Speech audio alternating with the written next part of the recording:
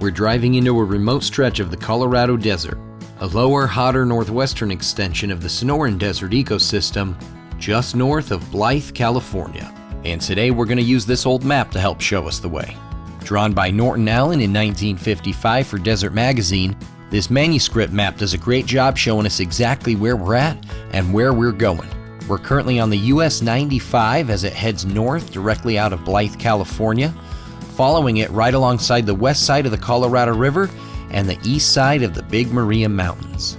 And very soon we're going to be taking a left, following a dirt road west into the mountains just after the first or second set of foothills. To most people passing by on the highway, this looks like nothing more than barren, sun-bleached land that's been shaped by centuries of storms and drought.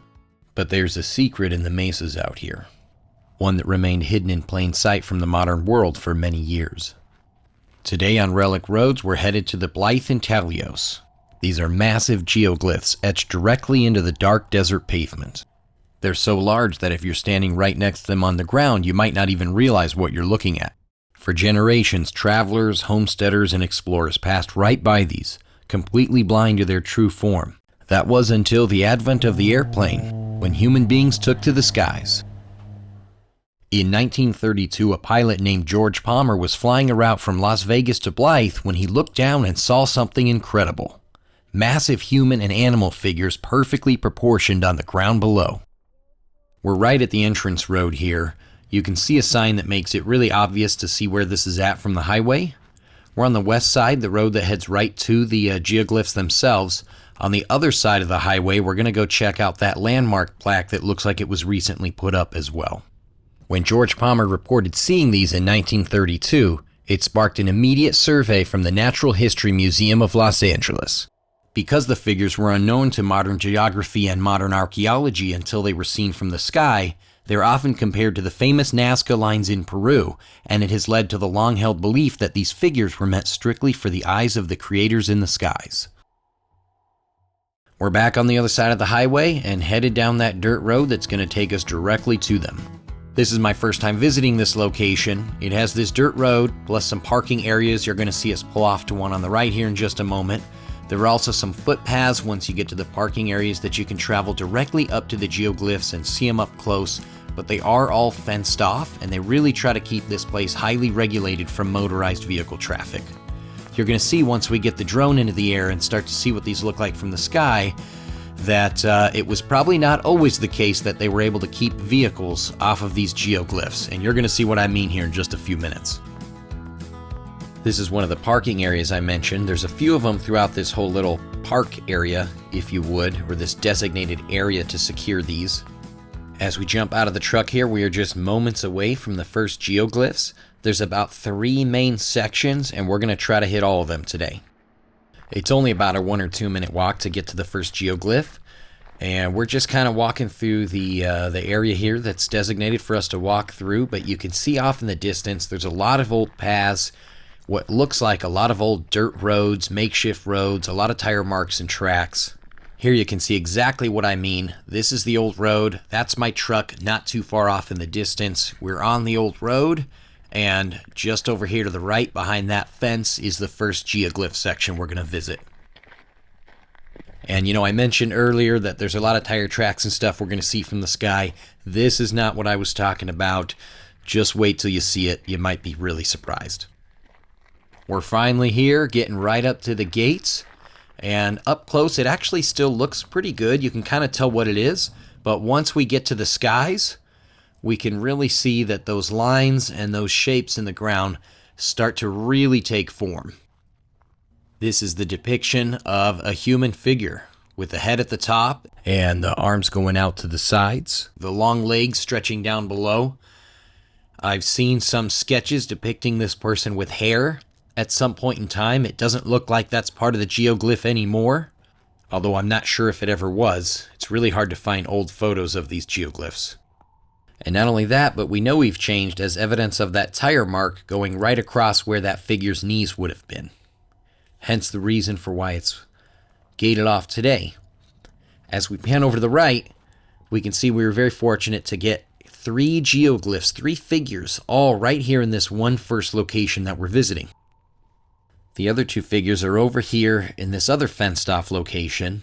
And as you can see, there's two different objects. And I believe they're currently upside down from our perspective right now. So we're just going to turn the camera around and try to get a better look at these. Quick note, if you look towards the top of the screen, there's another swirly area with rocks.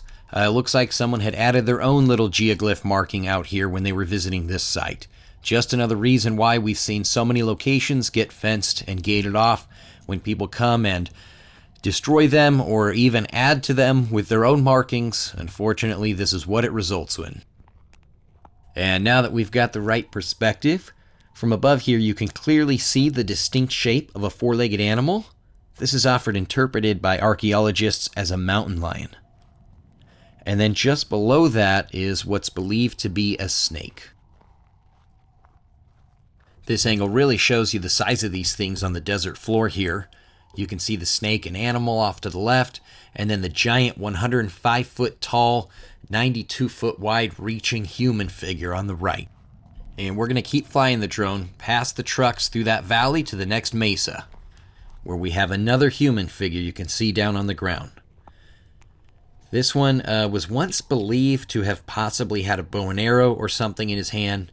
As we turn around here, you can see that this one has seen a little bit more destruction from some of the two-wheel drive donuts and things like that going on here. In fact, the area of his hand in particular looks like it could be holding a bow and arrow, or those could just be tire tracks running right through it. There's a big pile of rocks and things blown out right there next to the left side of his body. And what's really remarkable is that no one has apparently attempted to restore these. They have just been left exactly as they are, even in cases where parts of them have been destroyed. That second human figure we just passed over is the second section of geoglyphs in this area. Now there's one more main section right in this immediate area, and we're headed towards it right now. If you look out in the distance, on the other side of that valley wash there is a whole new section of mesas, and on one of the biggest mesas is the biggest geoglyph here. Now, I really wanted to show you the big one. The largest human figure at this site is a 171-foot tall giant. Unfortunately, while we were on site, the desert winds kicked up so violently to a point where it just would not have been safe or responsible to keep the drone in the air. But it's right over there on that mesa in the middle of the screen. So to give you an idea of what we're missing, I'm cheating this one time and I'm going to use Google Earth to see it from the sky. This larger aerial photo actually does a great job showing us all the geoglyphs in one image. If you look at the bottom right, you can see the first area we visited with the human figure, and then just below it, the animal figure and the snake. Up towards the top middle of the screen, you can see that second human figure. That's the second section of geoglyphs that we visited. And then down towards the bottom left, on the left side of that little wash where it starts to create like a V or a Y shape going out there, you can see that third giant figure.